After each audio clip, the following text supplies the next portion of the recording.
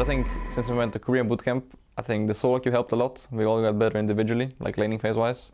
I think we just had, I don't know, better ideas, more creative. And then we also scrimmed actually good teams because, well, luckily teams in LPL and LCK didn't want to scrim like SKT and G2 during MSI because they played on a different patch. But we were down to play an MSI patch against these teams, so I don't know, I felt like it was a good experience. Thankfully, Nelson had good contacts with Chinese teams, and then the actual Chinese teams recommended us to the good Korean teams. You know, I think what we're going through right now in our scrims is the bootcamp buff. It should disappear within like a month, but you know, for now we're doing really good in scrims and just playing good.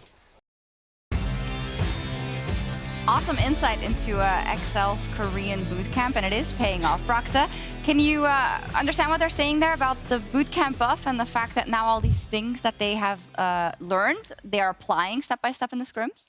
Yeah, definitely. Like Mikyx said it himself, when you go up against some of the best teams in the world, it's just a completely different experience. And I've been in the scenarios myself too, where you go to Korea, to China, you play against all these top LPL and LCK teams. Usually, the start of that type of bootcamp is really rough, and you just kind of get destroyed. But then eventually, you learn, you start adapting to their meta, their style of play. And it's also really showing in the way that Excel has been playing so far, because some of the things that I have seen when playing against those world-class teams is how they use their mid laner, the jungler, and the support, and the coordination they have. This is exactly what Excel is doing now. Like, Nukeduck has been a completely different player. Mikyx and Markoon on completely same page as he is, and it's just looking great. So why is it that buff only lasts a month? Why was he saying that?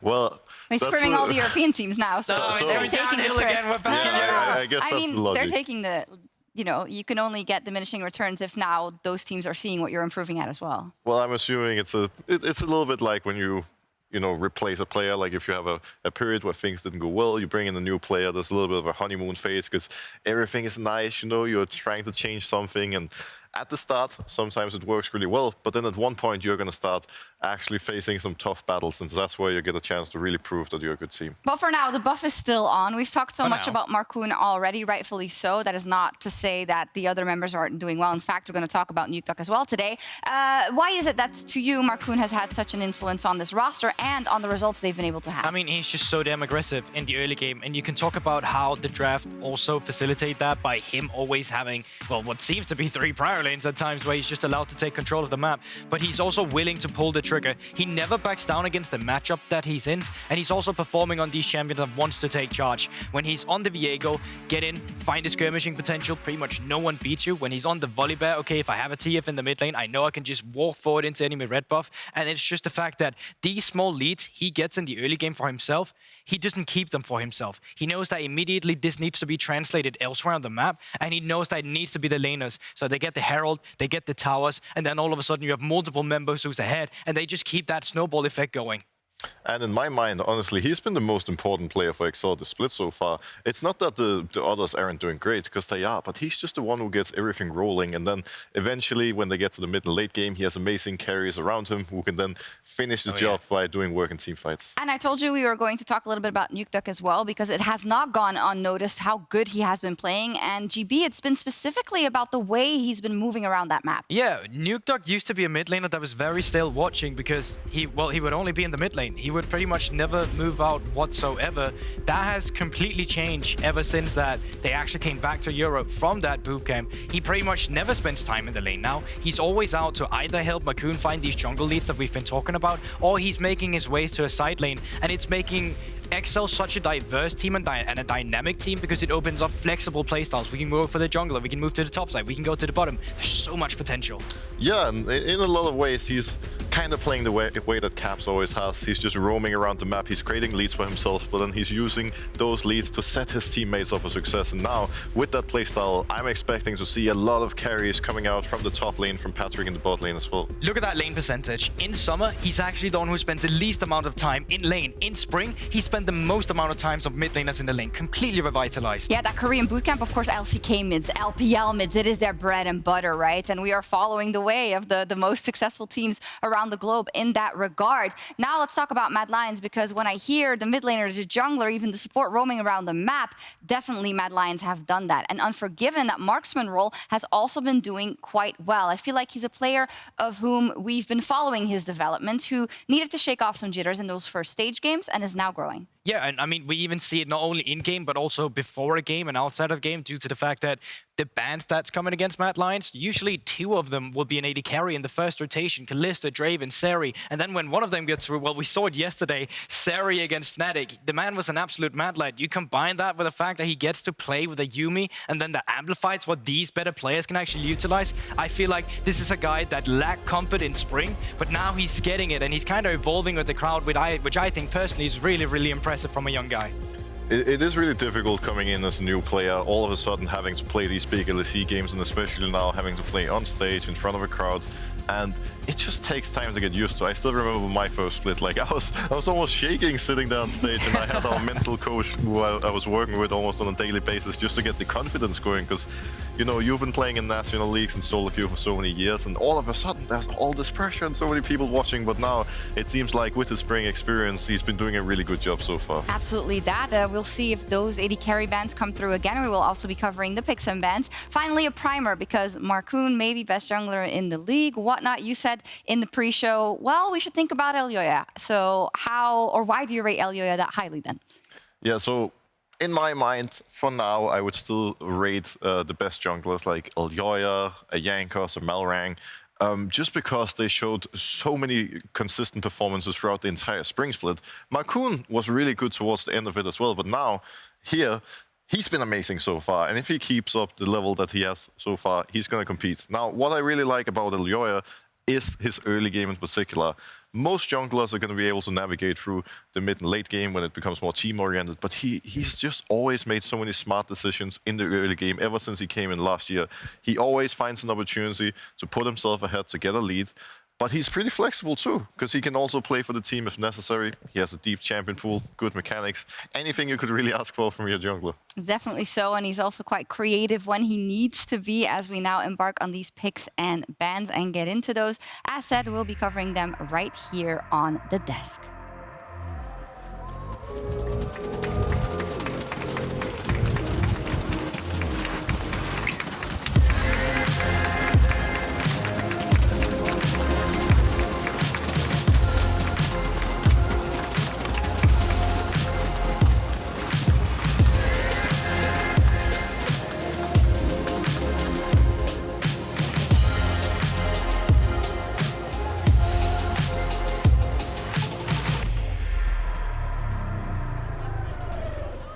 Time to get into it. Looking at yesterday, we talked about the Zeri as well. Of course, Patrik played it in one of those games versus Vitality.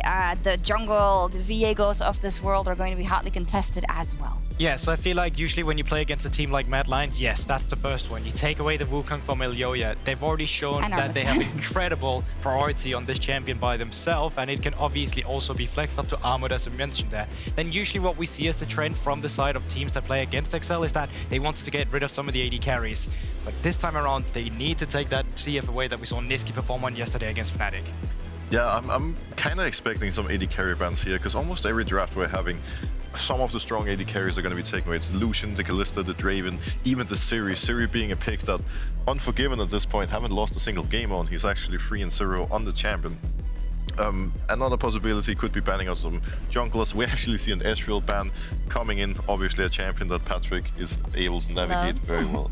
And this is going to be really interesting because Excel can now just decide to not ban Yuumi, not ban Zeri, and they just leave it to Mad Lions. Mad Lions will get put in a position where it's either we will ban the Zeri or the Yuumi, and they'll get it, or they'll try and get a takeaway where it's like, well, we can get either or. You can also make the decision yourself where you ban Zeri or Yuumi here, and you force the hand of Mad Lions, but they're going to go with what we call a little bit of a throwaway, and they take away the Zeri from Nisqy, which is usually not rotated this quick. Sometimes when you do this, when you leave a lot of things open, because we're just seeing 2 target bans from Excel here. They don't have to ban TF, they don't have to ban Zoe. It's good ban against Nisqy, sure, but they know there's a lot of OP picks. When you're blue side, it can make sense to look for one of the OP picks, like let's say here, maybe they first pick Yuumi, because they know the AD carry pool is so deep, so they're always going to have options going into the second phase. It could also be looking for the Viego, the Volibear, whatever they prioritize really. They are hovering the Yuumi now. As I mentioned, Yuumi, very strong champion for basically every team, fits pretty well with the AD carry pool, and there's so many ADs open, so it would make sense for them to take Yeah, and I think Mad Lions, they're just going to grab the Zeri for themselves immediately here. They have red side, so they decide to ban away the Twitch. Currently, Twitch gets used as one of these counters into the Zeri themselves, because when you open up, usually the Zeri hasn't stacked on her movement speed, so she can't really dodge the auto attacks from a Twitch, and the extra range of this AD carry just completely nullifies what the Zeri usually wants to do. So I think we're getting potentially a Zeri with the Gwen as well coming through here. I heard some boos for when Yuumi got locked in, but the splash art is so cute, so... Well, I think I a lot love of us... Yuumi, she's so cute, what a I splash hope art! she wins! I think a lot of us League of Legends players are not the biggest fan of Yuumi. Yeah. But I actually really like what Mad Lions has done this draft, because by banning Ezreal and Twitch, two of the AD carries were very strong with Yuumi. It's really clear that they expected Excel to take it away.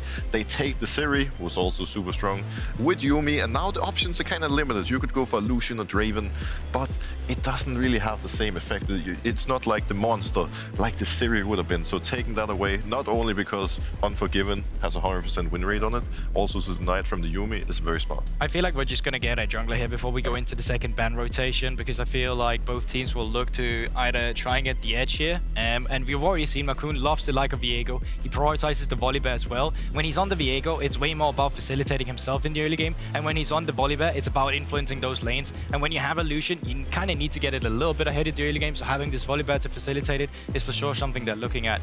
Mad Lions now, I think either you go for a jungler or you go for Renata here with the Zeri. They just seem like too strong pick to me. I do want to say that if they don't actually take the Viego here, Elyoya is going to be playing a different champion, because so far he's only played Wukong and Viego. I kind of expected Excel to take the Viego away as a result of that, but it also makes sense to go for the Lucian, the Volibear, get a strong early game, because then they can get scaling from the other lanes. What Mad Lions is doing by picking the Nautilus makes a lot of sense into Yuumi, because Nautilus is a strong early game champion. You can force plays, you can try to shut down the Lucian Yuumi lane, because one of the advantages of Yuumi is that you kind of make the AD carry like a late game monster, but that's not really what Lucian wants to be. Despite having the Yuumi, he wants to dominate early game against Nautilus, especially when he hits 6. It's pretty scary to play aggressive. It's actually really interesting. You know, we were just talking in the green room as well with Medic when we were talking about facing Yuumi, what would you pick into it, and some of the champions we were talking about too was the Nautilus, due to the fact that if Yuumi is ever dismounted, if you just flash an auto attacker while she's in the little spin away onto the champions, she just get rooted up and she's not going to be able to run away. So there isn't a window rather where you can get aggressive down towards the bottom side. But moving into the second ban rotation, Mad Lions prioritize a support on 3. That means that jungler is going to be a little bit exposed, and I'm expecting that Viego you talked about too, Broxah, because as you already mentioned, Wukong has been played by him and the Viego has been played by him. Yeah, so right now Mad Lions decided to ban away one mid laner, one top laner. They could look for a potential jungle pick and 4, probably what they will do, knowing Volibear is already there, so they can get a counter pick, save mid for last, and get a really good situation for Nisqy. Nisqy's champion pool has been pinched a little bit with the TF and Zoe, but obviously he's a player who's been around for a long time. He's going to be more than fine and can find a good counter for himself. And it's going to be interesting because Nukeduck so many times now has been put in a good position where he knew the comp he was playing into, where he could either play the Lissandra just to nullify what was coming in. With Elise Sin now coming through, and short range champion being there, Lissandra could still come through. Even the likes of Nautilus, anything that really stops the mobility from a lot of these champions could come through. And you're smiling, Broxah. What's up? This is where we start getting excited. This is what I'm here for. Some Lee Sin now. I am actually surprised he picks Lee Sin into Volibear, because Volibear is super strong in the early game. Lee wants to fight, but fighting a big, scary, fluffy bear, whew, it can get pretty difficult. At the same time, Mad Lions all of a sudden have so much playmaking with these champions, so many tools to look for early skirmishes, and being a Lee Sin into that comp, he's gonna have a lot of ways to make big plays in the mid and late game, not only early. And so far, we are still waiting for it, but I'm looking at Excel, and it's a very short-range composition. It's a composition that kind of gets outscaled on side 2 by the Gwen, which kind of narrows you down a little bit. And now with the Ahri 2, you are looking for that playmaking potential. But it's going to be a bit scary, because whatever Nisqy brings out here, Ahri doesn't have so much wave play before she gets a few points into a queue, right? We're really looking at that first back. We have level 9 maybe, and you really start getting that priority skirmish through your jungler too. That might just be a little too late. And with the amount of playmaking you now now get on Mad Lions. Like, you get Gwen that's outscaled on side lanes. You have Zeri into Lucian. While you don't have that Yuumi, it's still a really strong AD carry later, especially against short-range champions like Gnar, like Lucian, like Volibear, even like Ahri as well with the extra mobility. And then they're still engaged. So yeah, you lack like that strong frontliner, but you have so many pseudo frontliners in the Nautilus, in the Sylas, in the LEC, and in the Gwen that I actually prefer Mad Lions draft a little bit here. Sounds like you both do. Well, I'm always going to have a little bit of a bias towards the Lee Sin. I think Lee Sin in this current meta is the type of champion who it can work really well, but it can also go really wrong. You kind of have to put in a bit of extra effort to find the plays, to start getting the snowball rolling and get an advantage. But Mad Lions with this comp has so many tools to make these big plays, and it's not like Excel cannot match it. They also have a lot of strong early game champions in the Ahri. We have the Lucian, the Volibear, and I am hoping we get a spicy early game here with a lot of kills, because we definitely have the potential for that to happen with this draft. We have 3 more minutes, by the way. We're doing champ select. 3 more. Perfect. Thank you. Amazing, Sjokz. With the early game shenanigans as well, you're talking about Broxah. Personally, I feel like that has to come through from the side of Excel. I've been seeing these sorts of compositions quite a lot in the ERLs, but I do believe that these kind of compositions takes a lot more to pilot, because you need to be the one who's very proactive in the early game. You need to be the one who's always looking for plays, and that's actually the harder role. Being the one who needs to react to these things, knowing they can just scale and just kind of drop the plays or match this play on the other side of the map is way more easy than being the one that needs to direct the play. But if there's one benefit of the doubt I will give to Excel, then that is that Markoon has been very good at fulfilling this role. All the games we've seen them win so far, he's been the one taking that charge. Yeah, when we look at how Mad Lions approached the first week, they were very successful, but they weren't necessarily that active on the map in terms of kills overall. Now, yesterday versus Fnatic, it was a different story, so they showed that they can do that. But would you not give it then to Excel, who have proven time and time again that they always prioritize the action in that early game?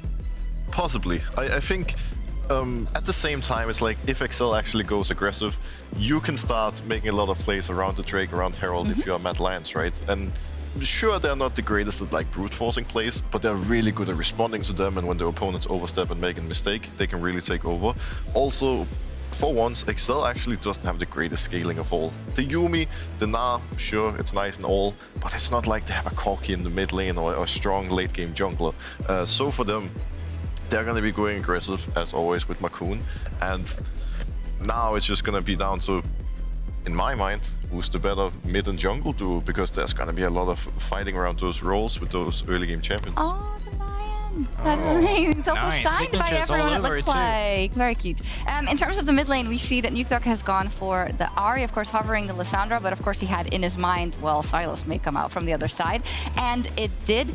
We talked so much about his roaming. What does that look like now with the Ahri matchup? I mean, it definitely still works. We even saw it earlier today as well, where you're still able to get a jungler coming through. If you win the 2v2, great. You don't actually have to push your tower. You can just move down towards the bot side, up towards the top side. You can move to Raptors. I feel like just enabling that mid lane priority really just gives you so many choices around the map as to what you want to do. And for Excel, it's just about them finding their windows with them, specifically in the early game once again. If I myself had to pick a composition here where I was like, oh, I wish I'm playing on this team right now, I'm probably choosing Mad Lions just a little bit, just due to the fact that I can sit back, relax. Broxah is, because... So Broxah, okay. If you're not just a Lee Sin fanboy, right, what comp would you like to play? I think both of them are really cool in different ways, and I actually like the Mad Lions one just because I feel with this setup from mid and jungle, with Sylas into Ahri, you're gonna want to play aggressive, you're gonna want to fight back if you're the Sylas, because if you just sit back and let Ahri push you in, the early game is not gonna be very fun, you're slowly gonna get chunked, whereas if you can start popping your potions, walk in and play for fights, make things happen around the mid lane, everything is gonna be really explosive and really fun to play. And while Lee Sin is this champion that we don't really like in the current meta, and sometimes for obvious reasons, I'm sorry Broxah, but it's still lacking a little bit in terms of what other junglers do at times, it's a comfort for Elyoya, and it cannot be understated that this is one of his signature champion, not only in the LEC, but ever since he started being a competitive jungler on the scene, back at LVP as well when he was playing the ERL. So this is something that he's incredibly comfortable on. They took away a lot of the jungle bans, it's kind of what they pivoted to because they took that support on 3, and now we need to see the playmaking coming through from Elyoya as well, because one good charm can stop all the playmaking coming out of that Lee Sin, as he's just kept in his track and probably would get one shot. So I'm looking for that jungle matchup too. The early game for Markoon and the mechanics later from the side of Elyoya to really make sure that this pick is actually worth the priority that is received from him. don't know if we're being baited by the clapping, but I haven't gotten the cue yet that they're ready and that pick and ban has been Clap if you're released. having a good time! Oh,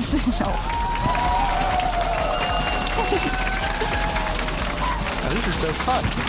It is definitely fun. Players, of course, wanted to get in there. I think Excel sweating bullets. They're like, not again. There was one guy who wasn't having a good time. Wasn't? No, didn't clap. No, didn't clap? No. How dare he? I mean, it's up to him. It's okay not to be okay. All right, we're finally ready. The remake of the pick and ban, sorry to drop that word, for Excel Mad Lions is live. Let's go.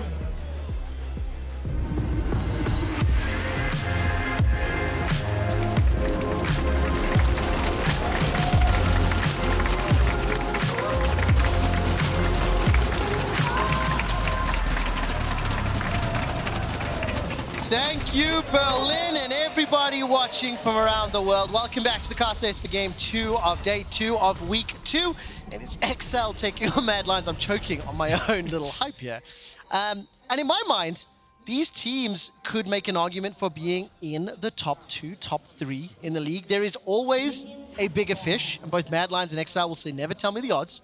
Because yesterday, G2 lost, a little bit surprisingly, and I think Excel Mad Lions are looking stronger and stronger, better and better with every single game we're seeing. Yeah, and I think for Mad Lions, it's kind of them getting back on track from what we expected them from 2021, right? And I think a large portion of that has been Nisqy kind of been added into the equation. I think he's been working super well with Elyoya. When you look across at Excel, I mean, that's the most glow up I've seen in a long time. Yeah. Like, they look incredible. Nukeduck, as I highlighted on the desk, has been phenomenal linking up with Markoon. They've been so good at snowballing their advantages when they get to punish people for overextending. They've just been amazing. I mean, when you take a look at some of these early game stats for Excel and focus on objectives, they picked up first tower in 3 out of the 4 games. They picked up first dragon in all 4, and they picked up first herald in 3 out of the 4. When you combine the dragon and the herald together, that is a phenomenal early game accomplishment for the squads. Yeah, and I think that's why I've been so impressed with this team is like how well they're able to use the priority that Nukeduck has in mid lane to start leaning towards these objectives. Markoon going towards a lot of these early game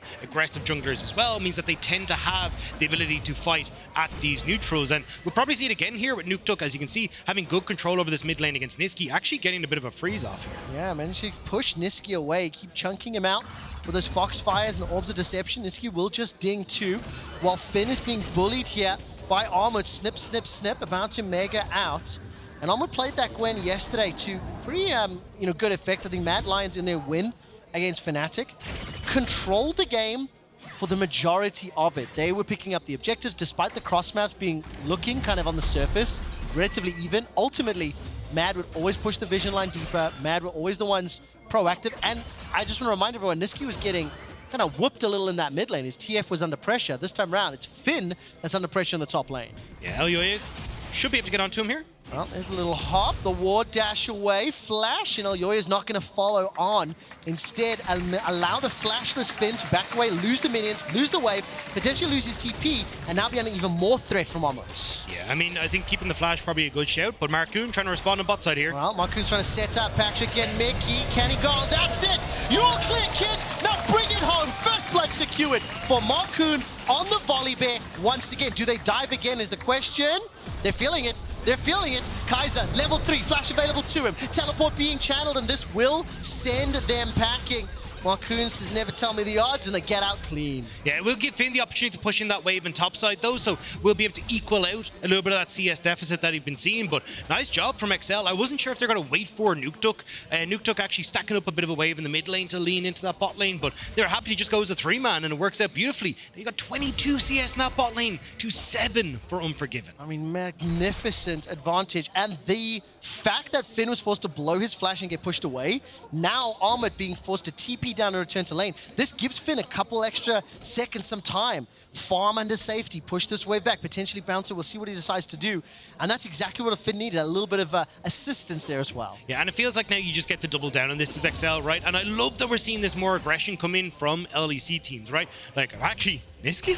What is this? It's a trap as Nisqy's gonna get jumped on. The prowling projectile slows him down. Flash forward.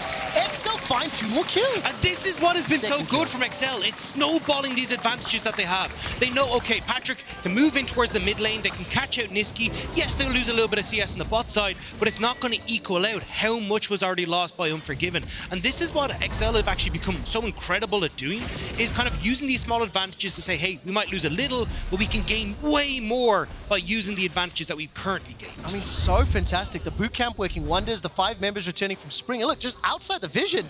I think Nisqy was just putting the ward down and being punished for it. Yeah, and I mean, I don't mind this from Nisqy because in theory, you look and go, oh, well, jungler should be going topside. His camps are respawning. And if you look at where Markoon is, he's on topside because his camps respawn. Yeah. But that's why Nisqy was leaning in to try and get that vision control down.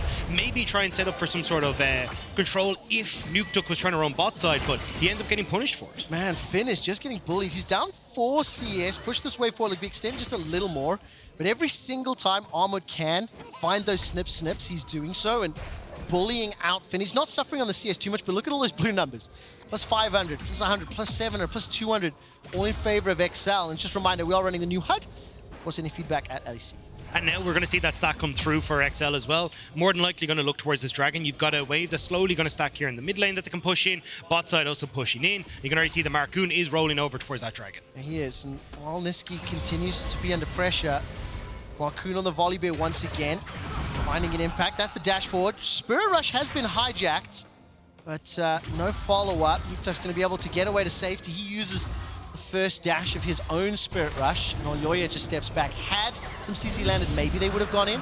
They said they didn't. So, first blood secured by Excel. First dragon secured by Excel. And we're on par again for another strong early game. But this is why Excel have been so good. I mean, it's only 6 minutes into the game, they've already got the dragon. So many teams that we talked about, even yesterday, are leaving that dragon that little bit later, which means that you're able to trade dragons for Rift Heralds and why these stats don't tend to add up.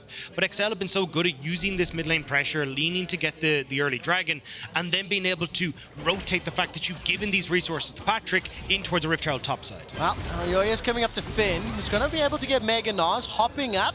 We'll pop on just a moment, and as he was about to Gnar out, Elyoya backs away. So Elyoya playing a little bit of, let's say, safety net, maybe. Shadowing, he's just behind Nisqy, who's been ganked multiple times. Yes, Armut had some sort of advantage. Elyoya showed his face there, but he hasn't necessarily, other than that flash, been able to find that advantageous play. So Mad Lions are still down just about 1,000 gold, and are still somewhat on the back foot. Yeah, and I mean, they will be for a little bit longer. Yeah. Unfortunately, Nisqy just doesn't have the control over mid lane to actually try and help out here, but I mean, maybe we got something here with Elyoya revisiting topside. And Mini-Nar's tired.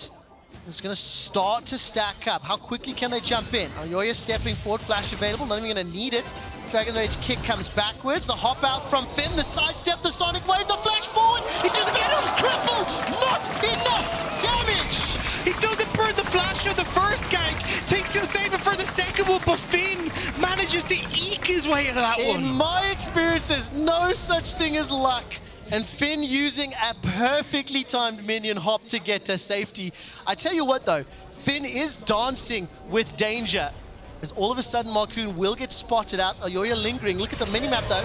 Nukeduck can make his way out. The sky has been split, and as Berlin says, woo, woo, woo, woo! Storm bring it down from Markoon. Nukeduck Spirit rushes forward, looking for the charm. Number 2, the charm guards wide, and it will not be needed as the wee bot picks up another. And nicely done there by Excel to respond to the play on top side. You can see Finn is slowly but surely slipping further and further behind. Maybe dancing with danger, but those shoes are fairly well beaten at this stage. It does give Excel time on that Rift Herald though. Again, first Herald secured. All of the objectives going the way of Excel. I mean, this is the way as far as Excel's summer season is concerned. Very well played. The thing that I like the most is how the lanes have helped one another. Patrik going to mid, Nukeduck going to top, and now with the lane swap, Finn and the rest of Excel even reading the potential dive in the bottom lane. Yeah, just going to back away from that one, make sure that they're not going to get caught out. I mean, nicely done, and I think that's why we're seeing Excel, like, pretty high kill participations across the board, because they are constantly making these swap and changing moves where you end up with, you know, Patrik and Mikyx moving around the place. Nukeduck has been so instrumental to this play as well, in making sure that he has stepped up to have one of the highest kill participations on the team. Yeah, I mean, when we take a look at those early game stats, you set me up perfectly for it. In terms of the mid laners, kill plus assists of 14, both Nukeduck and Nisqy first and second with a role. Then you look at kill participation, 80%, 70%. Again, very influential for their teams. And despite the fact that goal differences not being the highest, it is a big indicator that these two mid laners are so influential or central to their team's success. Yeah, I mean, they've been absolutely incredible, and I think we're kind of seeing that they both slot into that facilitator role where they're trying to help out on both sides. Nukeduck, because he's got the pushing wave, those had the bigger impact here, and now they're doubling down on the pressure in the bottom side. Man, this tower, wants your armor, wants as much stacking as it can. Not going to get taken out, but a number of plates secured. Extend that gold lead even further. Markoon's Volibear needs to be feared. It is another highly impactful game, as Armut and Finn are continually trading in this top lane. I'm so happy to have a top lane matchup that isn't just a farm alarm. But please note, Finn is down 20 CS right now. And that's what I wanted to talk about. I'm looking at Excel going, beautiful. You got this nice early lead. You're starting to get the snowball going, but you need to keep that rolling, because the second you take your foot off the pedal, that's where you can start to see Armut coming into things. This late game Gwen has a big advantage, has been left to farm, got a couple of turret plates for herself as well. Like, Armut's going to be big in the later portion of the game, and you don't have anyone on Excel that can really match that. Oh, I mean, Armut just stepping forward, continually applying pressure. Elyoya and Nisqy making their way up. Flash is available for Finn. He will get spotted out. Sonic Wave just shot. I think if Finn didn't stop the auto, that would have hit. I think that would have been a really good prediction. And Nukeduck also cutting Nisqy off. Maybe this is all just an elaborate game plan for Finn. He's just trying to like get in the head of Elyoya. That's so woo, woo, woo, woo! Ultra Shock Laser comes out. Stormbringer's flashed away from. That's a catch on to Nukeduck as Nisqy can chase forward. Flashes again. Continues to spam it out. Spirit Rush is available. The stun! The chains through the wall. Nisqy's not done yet. Kaiser's running. Spider Nautilus. Maglines finally on the board. They pick up their first kill. Will they find number 2? Finn's going to Gnar out in just a moment. Tempest, cripple available. And Finn decides to back away. Standing, taunting, daring Elyoya and making it clear. Take notes. These Sonic Waves can't hit onto Finn apparently, and now Excel will trade the pressure on the top side because they know that's where Elyoya is. 4 plays on bottom side, but Finn takes some damage. Dragon Rage not used there by Elyoya, but man, this is both confidence and bravado at the same time.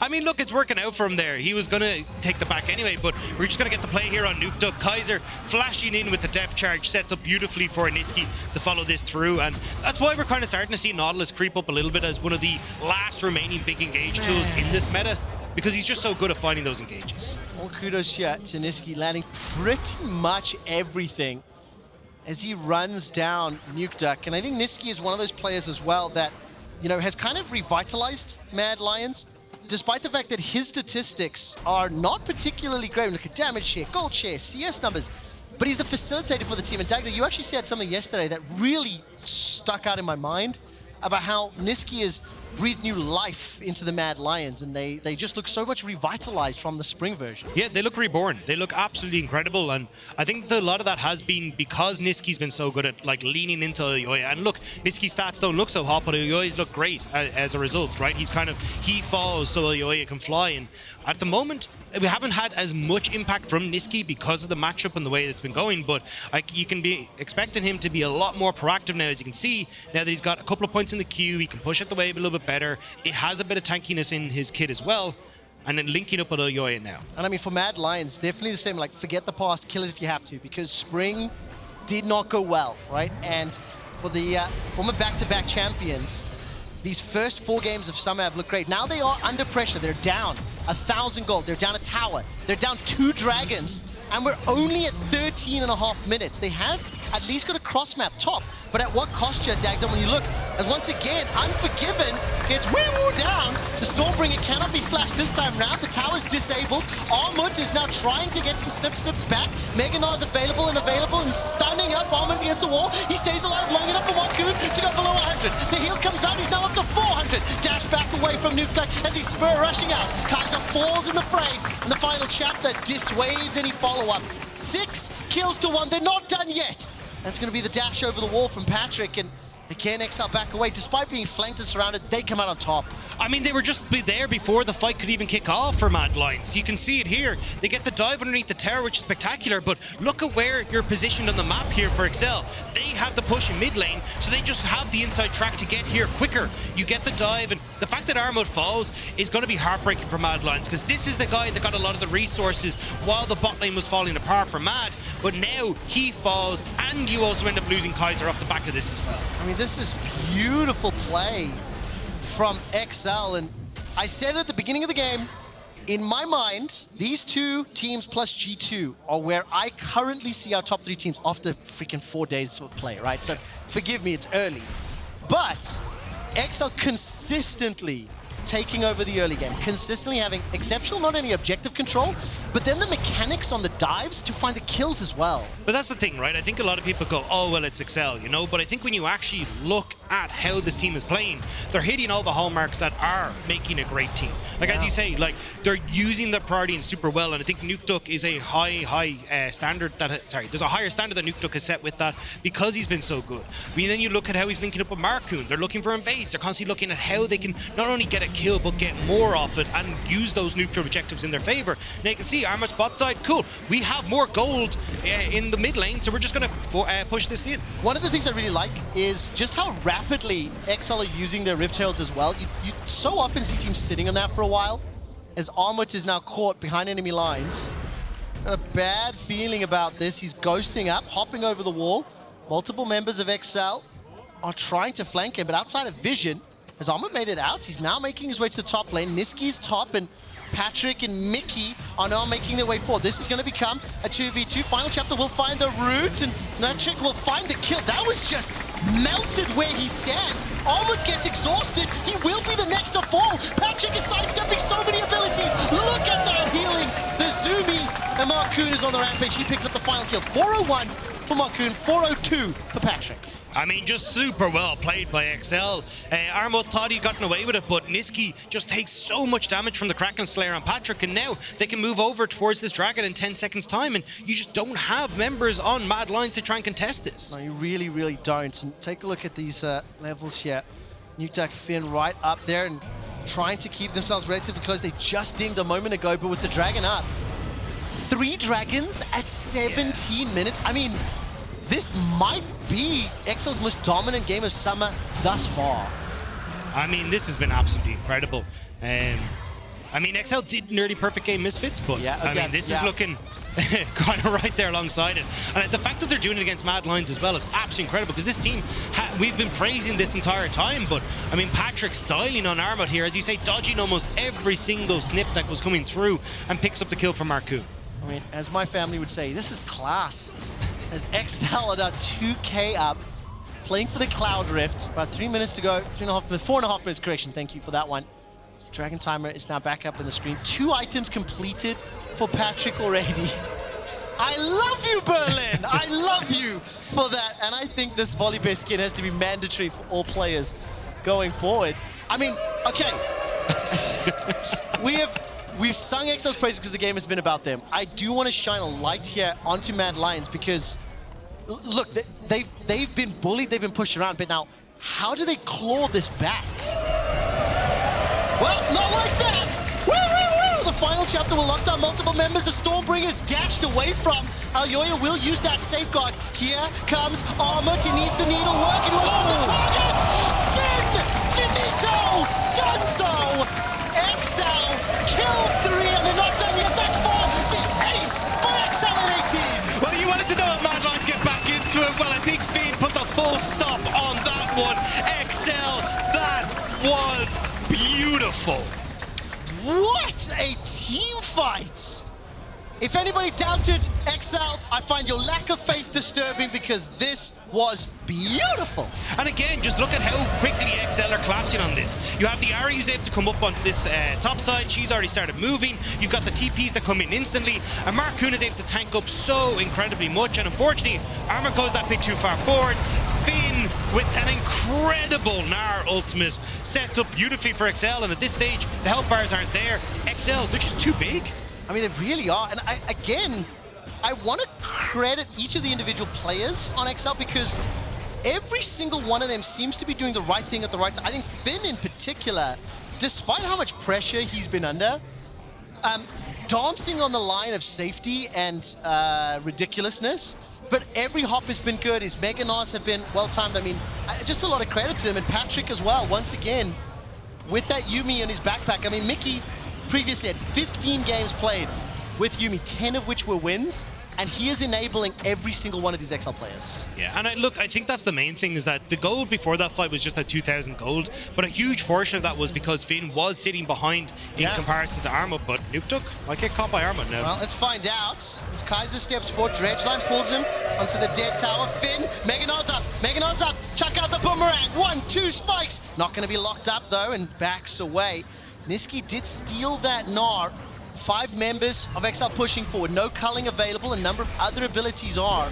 And I think for Mad Lions, probably smart to back that out a little. Kaiser will be the focus, blown up, despite chucking out the Dredgeline. A fantastic Gnar from Nisqy, but there's not enough follow-up. Patrik survives the needlework, survives it thanks to the wallet, and he's not going to be taken down just yet. Now he's chasing onto Armut, is finished trying to bounce around. The snip will just not do it. Triple kill for Patrik. That is heartbreaking. Patrik was so close to going down, but I think Elyoya kicked him out of the fight, kicked him to safety, and that's why he was able to survive. And now XL, they're able to push in and crack open this turret, and it's only 20 minutes into the game, Trevor. This is a better looking game than even that near perfect versus Misfits. It is just styling. Dude, how far do they go? Wait Dagda? a sec. They're looking at the Nexus. No. I mean, you've got a lot of members coming back up, but they're just going to go for it. 1, Nexus turret is down. Unforgiven is alive. Elyoya can follow. The Ultra Spark Laser will be fired through. Not kill out the way. The Nexus is being focused. way. XL, they have won it. 21 minutes and XL smash Mad Lions. That is a statement game. Every single XL member yells, "We have one another." That's how we won.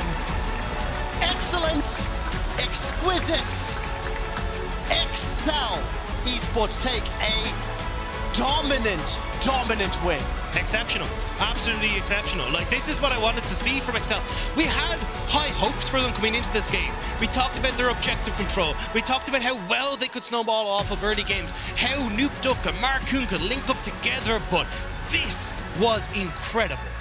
Mikyx, as well as the rest of XL, set the fastest game of summer by 5 minutes. By 5 minutes. Berlin, I want to try something. Find Markoon and give Markoon the Volibear noise. Woo, woo, woo! And I turn my attention to Mad Lions. I don't know if there is a lot you could have done differently there. Yeah, and I think this is a really good example of why mid lane priority can be so important. Like, the Sylas can work out where you're able to just kind of farm it up against the Ahri. You can't really push out the lane, but it's what you can do with that priority that makes the difference. And we saw these early dives down towards the bottom lane, being able to work off that. And the fact that we even had Markoon going for that level 3 dive worked out beautifully for them. It was an absolutely amazing performance from XL. Well, we're going to take a look at your Kia Player of the Game nominees.